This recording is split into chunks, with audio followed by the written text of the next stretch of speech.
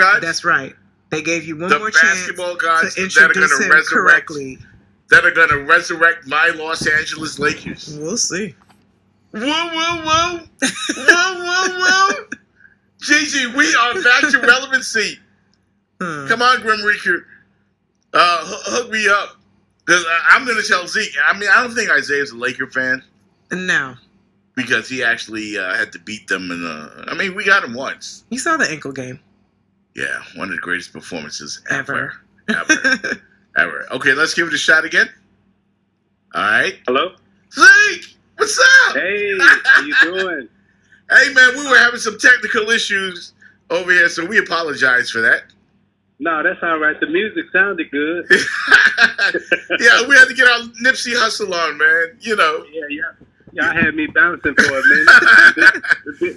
then I had to regather myself and make sure that I come correct and make sure I understood that I was getting ready to be on live national radio, so I couldn't come on here dancing. No doubt. Yeah, I see some of the moves though on NBA TV. I see you trying to school them. You know. Yeah, I still got the old school moves. I'm still doing like the freak and the feeling and all that. Not the freak. I can't get it. Okay, this what I don't understand. Right. Remember we used to dance, and we used to dance face to face. Yeah. Well, you can get some emotion, you can get some expression, you can actually see the person you was dancing with. Right. Now the person you dance with now, you never see their face. Like the Goody Mob say, man, they don't dance no more. All they do is this. All they do is this, man. So what's been going on with you, man? How you been? I am good. How you doing? Man, we've been doing fabulous, man. Enjoying these playoffs that just concluded, and now we're about to enjoy free agency here in the NBA. It's like the NBA never goes away. You know what I mean? It's like, and you guys have dominated the headlines from the regular season to the playoffs, and now free agency is all in the news. And I'm loving it because I'm a Laker fan, as you know. And the word on the street is Kawhi. I'm hoping anyway. At least we're going to have a meeting with him. Your thoughts on Kawhi meeting with the Los Angeles Lakers, and so far some of the things we've seen so far? It is looking like it is a high probability that he could end up as a Laker. Wow. And it looks like it's going to come down between the Lakers, Toronto, and the Clippers. And from if you look at it from a basketball perspective, right? Anthony Davis, LeBron James, Kawhi Leonard, that's must-see TV every single night, and it will be an exciting watch. Right. And when you talk about the NBA, being in a 12-month cycle, not only from a playing standpoint, but it's the best reality TV show that's out right now. Absolutely. So you getting reality TV from a playing standpoint, from a gossip standpoint, rumor, innuendo. The only thing we haven't got is seeing, one of the players, splash some Chelan champagne in somebody's face. Yes, sir. Definitely can't wait to get to that, man, here on the show as we are talking with the great Hall of Famer Isiah Thomas, Jeff Fox, and Gigi Fontaine. Zeke, I got to tell you, man, I was happy that the Lakers were finally able to pull off the Anthony Davis deal. They've been a laughingstock for so many years, and Magic, your good friend, came in there and tried to right the ship a little bit. But Rob Pelinka, has quietly done a pretty decent job since Magic took off. He has, and I'm giving all respect to Jeannie Buss. Mm-hmm. And I watched her father, Dr. Buss, operate, in the 80s and, in the 90s. And what he always did, he always went and found a way to get the best players to play in the Lakers jersey. Right. And I said to Jeannie when I saw her out in Los Angeles, forget the noise that the media is saying. or talking about, she has absolutely done the best job of bringing the Lakers back than anybody has in the past. Wow. Her father would be extremely proud of her right now because let's look at the last 2 summers. Mm-hmm. Last summer, you go and grab the biggest whale out of the sea, and that's LeBron James. Right. Then this summer, you come back and you grab the second biggest whale in the sea, which is Anthony Davis. Now you're going back fishing again, and you may grab the next biggest whale in the sea, which is Leonard. So when you look at what she has done over these last 2 years with the Los Angeles Lakers, I defy anyone to go back and tell me what mistakes she has truly made, because no GM or president or owner has grabbed 2 top 5 players in the last 2 summers other than her. Yeah, that's just real talk. Yeah, you're being 100% right there as far as that's concerned. I didn't even look at it like that because the media pretty much threw the Lakers under the bus, especially when Magic left. That's the reality show we watching now. Yeah. So we got, we like the drama of the TV, but we also got to give the facts of it also. Right. And now that they're back to being relevant, and it looks like we're on the verge of another super team. Are you a fan of super teams, Isiah? I mean, I know it's been a while since we had LeBron, D-Wade, and Bosh down here, and the Celtics had their big 3. But it doesn't seem to be going away. Superstars seem to want to play with superstars. The best have always wanted to play with the best, and the best want to be with the best. Right. I mean, that has been throughout sports history. And when you have super teams, they do make other teams better. I had to compete against 2 super teams. The Boston Celtics was a super team in the 80s. Mm-hmm. The Lakers were a super team in the 80s. The only way we were going to get better was to beat the Lakers and the Celtics. Right. Even though they had the best players, it forced us to become better as a team. So, when you look at talent, whether it be, in hockey, were the Edmonton Oilers, were they a super team? Were the San Francisco 49ers with Joe Montana and Deion Sanders and that whole group, were they a super team? Was the Dallas Cowboys with Emmitt Smith and all, were they a super team? I mean, super teams have been in every sport, right? And we love to have them. The New York Yankees, I always like to remind people when they talk about, what's that Moneyball stuff they talk about, right? Mm-hmm. I like to always remind them, Moneyball was good, but the Yankees won the championship that year. Yes, they did. Yes, they did. Yeah. Yes, they did. And you know what? It's always easy to root for those type of teams, but a lot of people tend to hate them. I found myself disliking a very likable Golden State Warrior team, and I was kind of happy that the basketball gods saw fit to end that run of the Warriors. Keyword basketball god, and this is what happens in our sport. Right. Our sport has a way of equalizing and neutralizing the super team, whether it be through injury or whether it be that the other team just gets better. What was the case with the Raptors and the Warriors? I mean, I contend, and I stand by this. I don't know if my beautiful co-host Gigi Fontaine will agree with me, because she picked the Raptors from the outset. Sure did. From the beginning of the playoffs. So did I. You did as well? Oh, that's nice to know. Gigi and I on the same page. Wait, how can you guys see? So you're telling me you believe that a healthy Golden State team with Kevin Durant, with Klay Thompson, and Steph Curry could have been beaten by anybody, by this Toronto team, 4 times in a 7-game series? I picked them to win in 6, and they won in 6. Wow. I personally felt like Toronto had gotten better.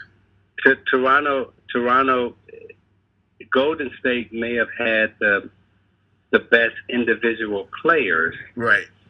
But throughout the season, the Toronto Raptors, and going into postseason, the Raptors were the best team. They were playing the best team ball, Yes. and that's really what winning is all about. Is now individually, did Golden State have the best individual players? Of course. When we beat the Lakers, did they have some of the best individual players? Yes. Yeah. When we beat the Celtics, did they have the best individual players? Yes. But as a team at that period of time, we were the best team, while they may have had the best individual players. This is going to cost me a bottle of champagne. Yes, it is. Tell the truth and shame the devil. I love how everybody comes and they agree with me without me pushing my agenda. Go ahead, G. Isaiah, this is going to cost me a bottle of Sherline champagne. You, my friend, will have your choice of 4 SKUs. Yes, sir. Which one do you want? Do you want the Blanc de Blanc, the Pinot Noir, the Rosé, or the Brut Spécial? I will take the Rosé. Well, considering you're losing to me, I'll take the Pinot. As a matter of fact, Gigi, you're right. He doesn't get to choose which one he buys for you. Thank you. Yeah. I'll be taking the Pinot. All right. And if you need some more information, you can go to Sherline.com and just hit the where to buy page, and it'll show you where you can go pick it up and bring it back for her. Okay. Yeah, I lost my bet, so floor's yours, G. Now, Isaiah, I just wanted to ask you, because I know you posted on Instagram a couple of days ago your coach had passed. How are you feeling? My high school coach just passed, and thank you for asking me the question, how am I feeling? I've had some up and down days, and when people die and they pass away, you go through those moments, particularly of reliving the past. And I can honestly say to both of you on the phone, my coach, my high school coach, Mr. Gene Pingatore, literally saved and changed the trajectory of my life and my family's life. Wow. Had he not been, and I'm not talking about just a great coach in terms of teaching basketball, right? But I'm just talking about being an honorable, stand-up man who wasn't trying to take advantage of my success that I was having, wasn't trying to make money off of me. He was incorruptible. And the fact that he was incorruptible and was honorable allowed me to continue on my path of securing a good life for myself and my family and the next generation to come. Had he sold me out in terms of when recruiters were coming to recruit me, had he been on the take, I could have ended up with less than what I have now. So I thank him for just being honorable, incorruptible, and a stand-up guy, but also teaching me life lessons and values in the game of basketball. Yeah, you've been blessed, Isaiah, because you've had Hall of Fame coaches throughout your entire career, from high school to college to the NBA. And it did help shape you into the entrepreneur that you have become off the court. And with that in mind, let's talk about the Sherline champagne brand. What made you decide that you wanted to get into champagne? Well, I had just sold my popcorn company, Popcorn Indiana Popcorn. When you walk through the airport and you see that red bag of kettle corn, that was the company that I co-founded called Popcorn Indiana. And of course, you got the red bag. And also being one of the co-founders of the Toronto Raptors. I was looking for my next venture to get into, and this champagne space just kind of opened up for me. The family was looking to start a business. They approached me about starting a business and bringing the champagne here to the United States. And once I bought the business, being 100% owner of the champagne, I'm not an endorser.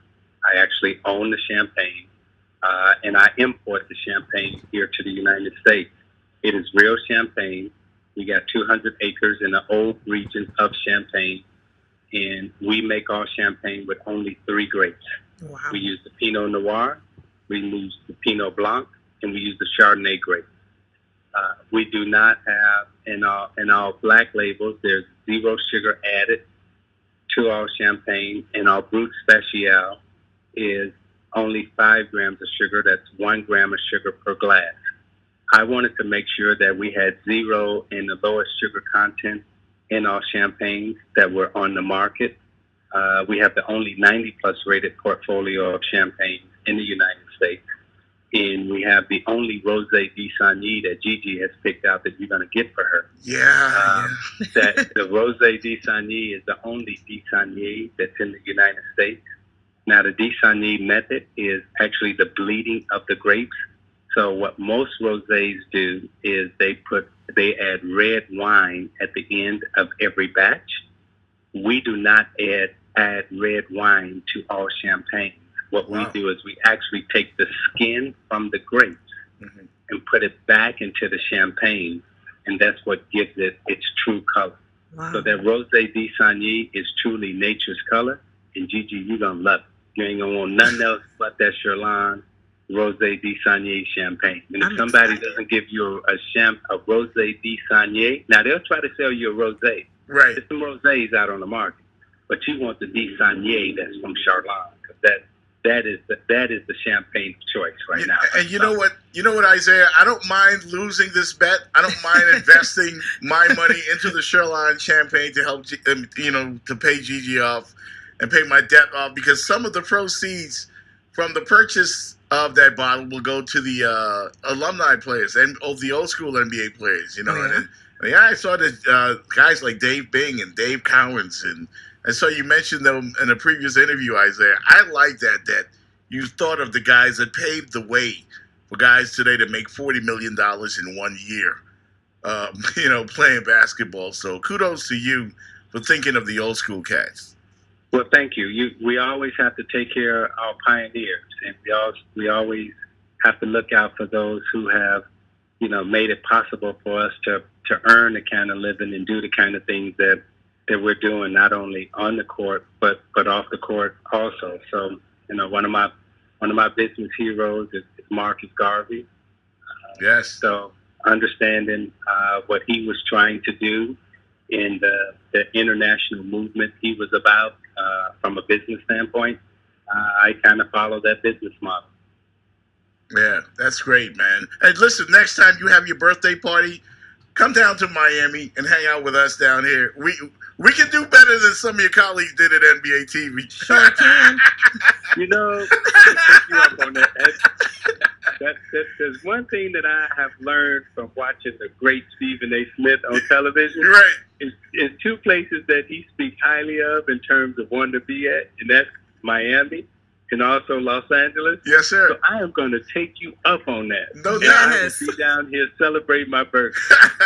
Man, I'm telling you, man, we're going to live our best life, man. We appreciate you so much, the great Isiah Thomas, right here on the Jeff Fox Show with Gigi Fontaine.